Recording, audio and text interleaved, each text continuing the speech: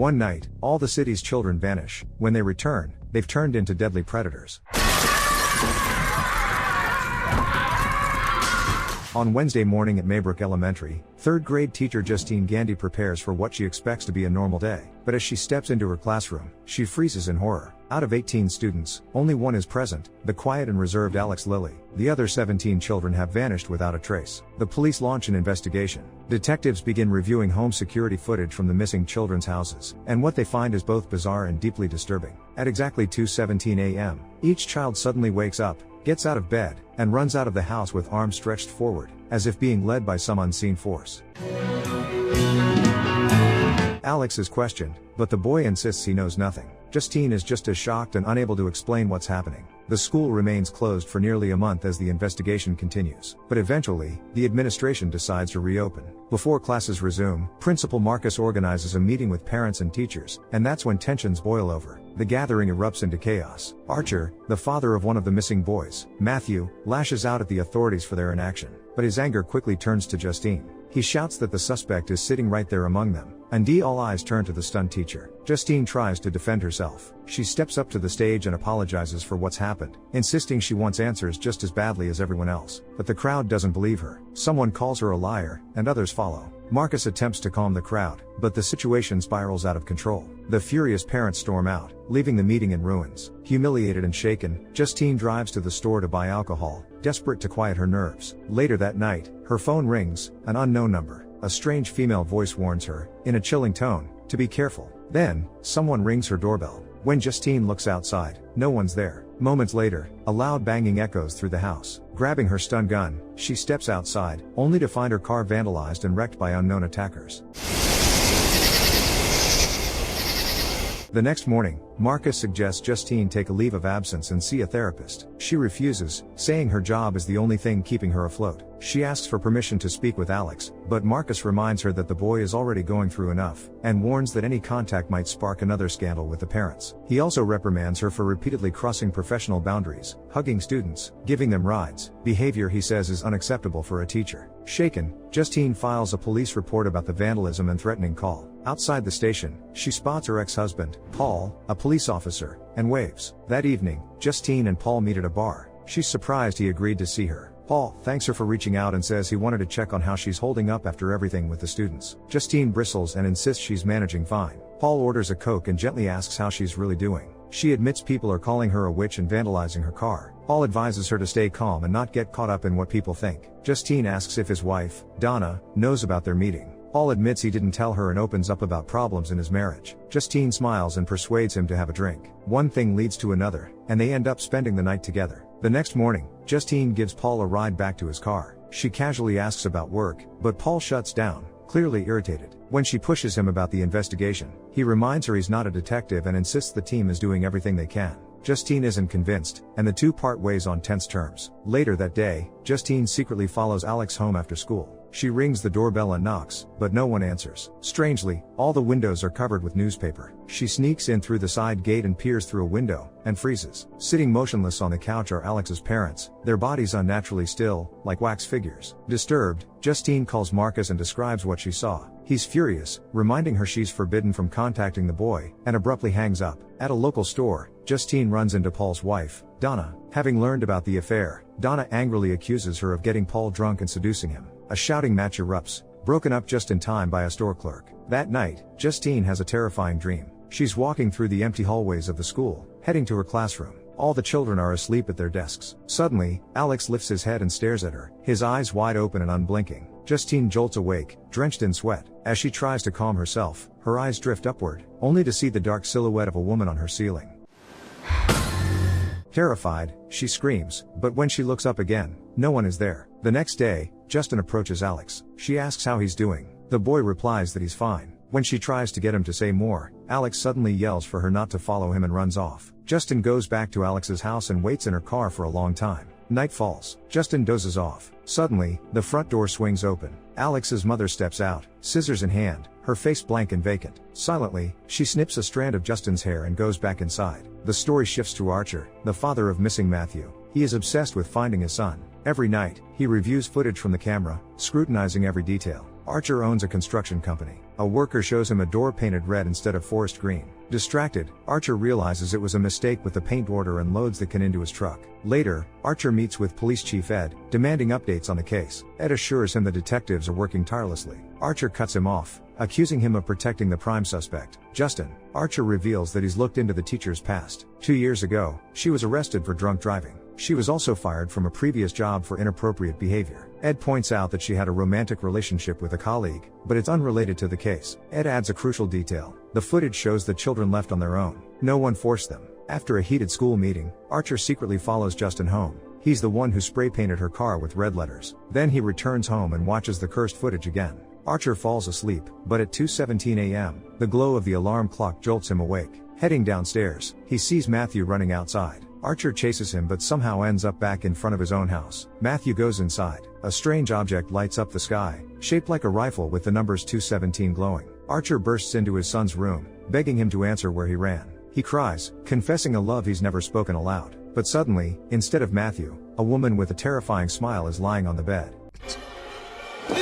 Archer wakes up screaming and spreads a city map across the table. Using a ruler, he draws a straight line from his house, retracing Matthew's path from that night. Then he drives to the home of another missing child, Bailey. Bailey's mother refuses to show the security footage. Archer waits for the father to return, and eventually, he agrees to review the video. The footage confirms a strange pattern. The children run in a straight line. Matthew's and Bailey's homes are on opposite sides of the city. Archer draws lines from both houses, and they intersect at a central point, somewhere unfamiliar to him. Driving around, Archer spots Justin at a gas station and decides to follow her. He demands answers, but Justin snaps back, insisting he leave her alone. Suddenly, Marcus emerges from the trees. He moves like the missing children, arms outstretched, expressionless. He lunges at Justin, knocking her to the ground and starting to strangle her. Archer tries to intervene, but the principal pushes him away. Justin runs into the store, and Marcus now turns on Archer, strangling him. The story shifts to Paul. He's on the phone with Donna, who is due back from a business trip. She talks about plans to have a baby and asks if he's been attending Alcoholics Anonymous meetings. Paul lies, claiming he's too busy with work. Paul greets Ed, Donna's father, letting him know they'll be able to come over for their anniversary dinner. Then he heads out to patrol, and Justin waves at him.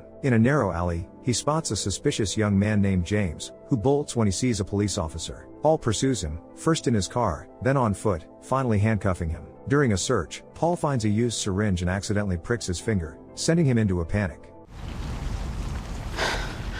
He hits James and then runs to his car to tend to his wound. Paul realizes that the dashcam recorded the entire incident. He goes back to James and tries to make amends. The officer admits he shouldn't have hit the guy and decides to let him go, but warns him not to show up in the area again.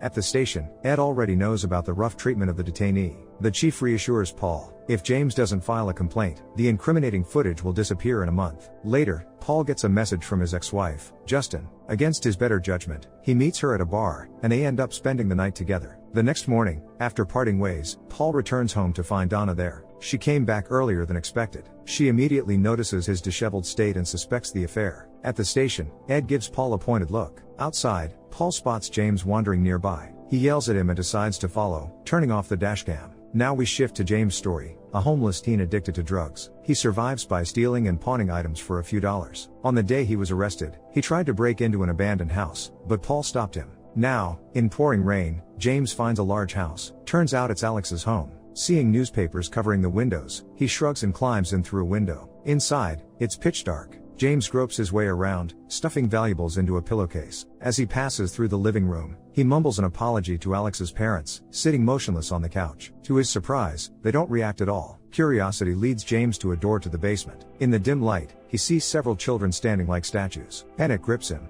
He tries to flee, but Alex's parents suddenly spring to life and give chase. What the fuck, Jesus? James barely escapes with his life. Shaken, he heads to a pawn shop to sell the stolen goods. That's when he notices a flyer with photos of missing children. Heart pounding, James calls the police, claiming he knows where the kids are. They tell him to come to the station. At the police building, James spots Paul and bolts into the nearby woods. In the distance, he sees a strange woman waving at him. Terrified, he hides in a tent, clutching a syringe like a weapon. When Paul opens the tent flap, James mistakes him for the mysterious woman and stabs him in the face. Enraged, the officer draws his gun, but James begs for mercy, insisting he knows where the children are. He leads Paul to Alex's house. James watches nervously as the officer rings the doorbell. To his astonishment, someone actually answers. Night falls, but Paul doesn't leave. Finally, the door creaks open. Paul bursts out in a rage, dragging James inside the house. We now shift to the story of the school principal, Marcus. He's out shopping with his husband, Terry, when Justin calls. She shares her suspicions about Alex's house and asks Marcus to check on the family. To reassure her, Marcus promises to contact the parents and meet them at the school. The next day, a strange woman with wildly bright and messy makeup enters Marcus' office. She introduces herself as Gladys, Alex's aunt. Marcus apologizes, explaining he can only speak with the legal guardians. Gladys interrupts, saying Alex's parents are sick, and she moved in to care for them. Marcus explains that a complaint has been filed about the family and insists on speaking with the parents. Calmly, Gladys asks who filed the complaint. Marcus hesitates, then says it was anonymous. He warns her that if he doesn't talk to the parents by Monday morning, child services will have to get involved. The next day, Marcus is having breakfast with his partner when there's a knock at the door. It's Gladys. She apologizes for disturbing them on the weekend, saying she missed the bus and asks if she can rest for a moment. Marcus is confused by her showing up at their home, but polite Terry invites her in. Gladys asks for water, not in a glass, but in a bowl. Then she asks if Marcus has contacted authorities about Alex. When he says no, Gladys ties a ribbon to a stick. Without warning, she presses the sharp end into her own palm. Terrified, Terry hands her a cloth for the wound, but she suddenly cuts off a lock of his hair. She ties the hair to the stick, rings a bell, and snaps the stick in half. At that moment, Marcus feels his body slip out of his control.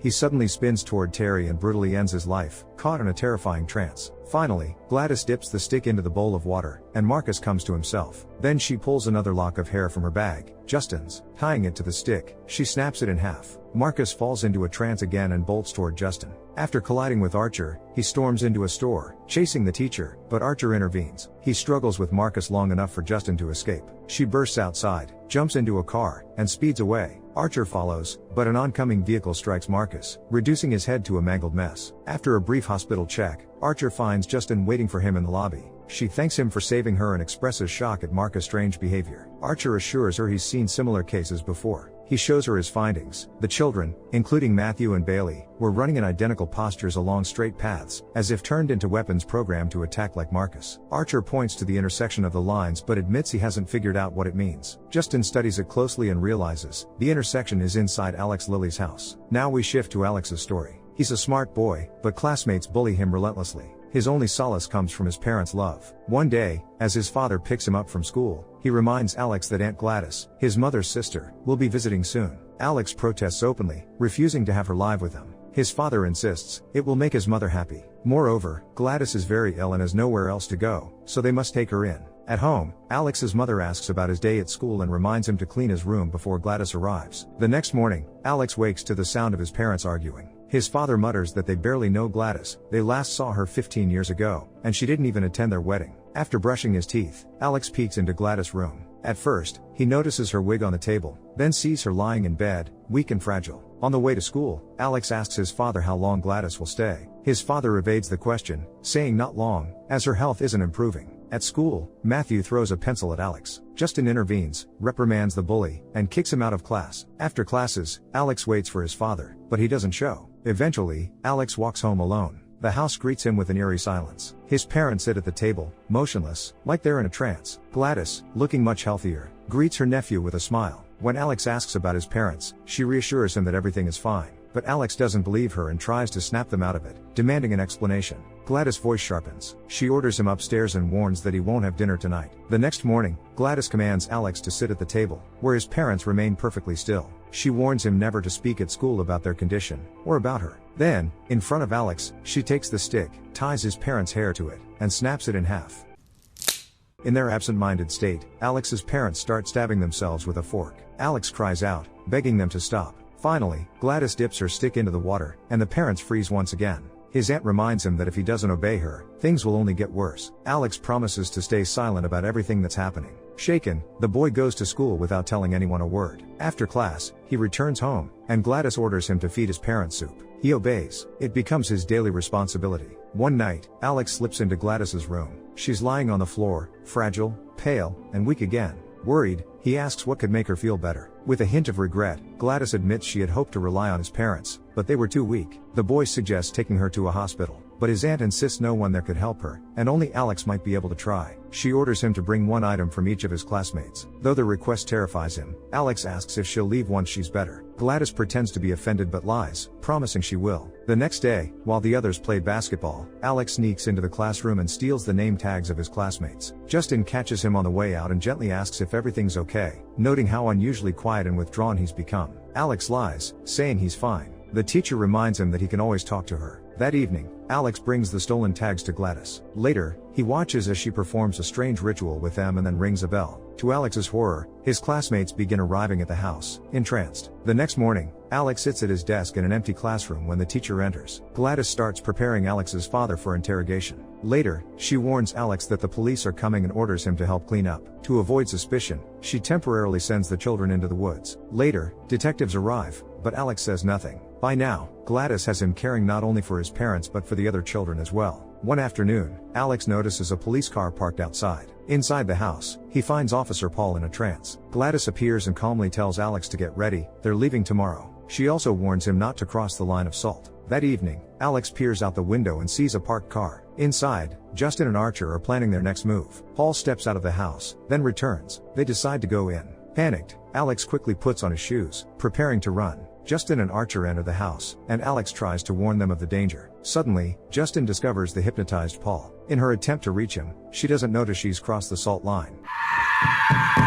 Instantly, Paul lunges at her, and James attacks Archer. Archer manages to fend off James for a moment, but Justin is forced to flee. Desperate to reach Gladys's room, Alex crosses the line too, and his parents immediately turn on him. The boy runs and barricades himself in his aunt's room. Justin fights back against Paul, scraping skin from his face with a vegetable peeler, but he keeps advancing and begins choking her. Archer loses sight of James for a second, and suddenly James attacks him, pushing him into the basement. Justin grabs Paul's gun and shoots him in the temple. Then she heads down into the basement and deals with James. Archer crawls deeper into the basement, shouting for his son, but there's no response. Meanwhile, Alex finds his aunt's stick. He repeats the same manipulations and ties a lock of Gladys's hair to it. Inside, Gladys forces Archer to strangle Justin. Just as Justin is about to lose consciousness, Alex breaks the stick in half. The freed children burst out of the basement through windows and doors, turning on Gladys. Their eyes blaze with fury and thirst for revenge. They chase the wicked witch through the dark streets of the town. Gladys tries to escape, but the children surround her from all sides. Relentless, the children attack their tormentor, tearing her apart until her body is destroyed. The ancient evil was finally destroyed by the very hands of its victims. After the witch's death, everyone under her magical influence was instantly freed from her control. Archer, who had just been strangling Justin, comes to his senses and recoils from her in horror. A shaken father rushes out of the house, desperately searching for his son Matthew among the crowd of freed children. His heart aches with a mix of hope, fear, and guilt over everything that has happened. Justin, still coughing from the attempted strangling, cautiously approaches a trembling Alex. The boy is alive and physically unharmed, but his eyes betray the terror he endured. Alex's parents never recover from the witch's magical influence. Their minds were irreversibly damaged by the prolonged control, leaving them to spend the rest of their days in a specialized facility. Alex, now orphaned, is taken in by a kind aunt, ready to surround her traumatized nephew with care and understanding. All the missing children return to their parents, gradually regaining their ability to speak and interact with the world. What do you think? Can these kids ever go back to a normal life, or are their minds scarred forever? And can real, non-supernatural traumas ever truly disappear without a trace? Drop your thoughts in the comments down below, hit that like button, and make sure to subscribe. See you in the next video.